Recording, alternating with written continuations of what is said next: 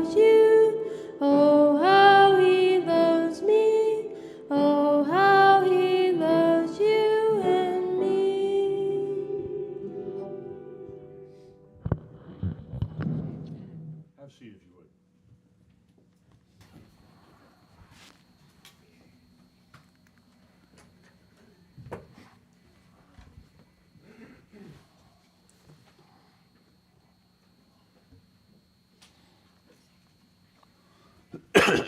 Excuse me. Again, like last week, let me ask you to listen loud. On the 8th day, God created microphones. On the 9th day, problem is bronchitis came around. So we'll get there, though. We will get there. You've probably seen this scene once or twice. Yes. Don't want to be on the other end of that, do you? There was one policeman who pulled over this older woman, and she had about 4 passengers with her, all of them in their late 70s. And he walks up to the car before he can even ask for her license and registration. He says, "Now, officer, I was not speeding. I was doing exactly what the sign said." He said, "No, ma'am, that's the thing."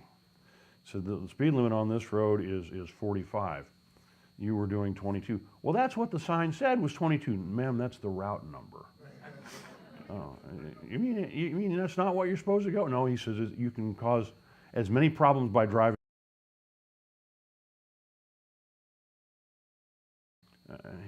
She says, "Oh, I see."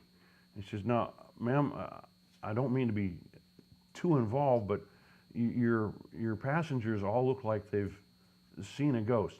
"Oh, no, we just came off of road 148.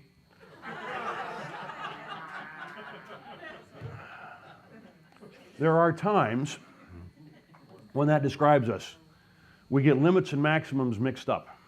And as Jesus is going through the Sermon on the Mount, as we saw a couple, 3 weeks ago, why was he there? Why did he say he came in Matthew 5?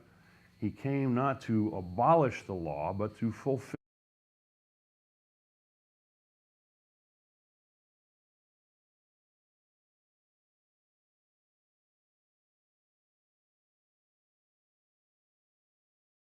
Because the Pharisees were very highly respected. They were the folks that people thought of, Johnny, this is who you want to grow up and be like.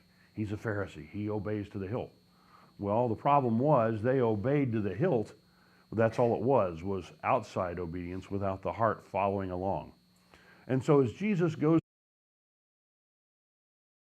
and intensifies them, goes back to the intent. And that's where we are. We're with the second and third of these commands, where Jesus is doing this. You've heard it said, but I say to you. Matthew 5, beginning with verse 27 is where we're going to be. But let me just kind of spell this out. The big idea here today is just this. Jesus not only wants us to both avoid adultery and avoid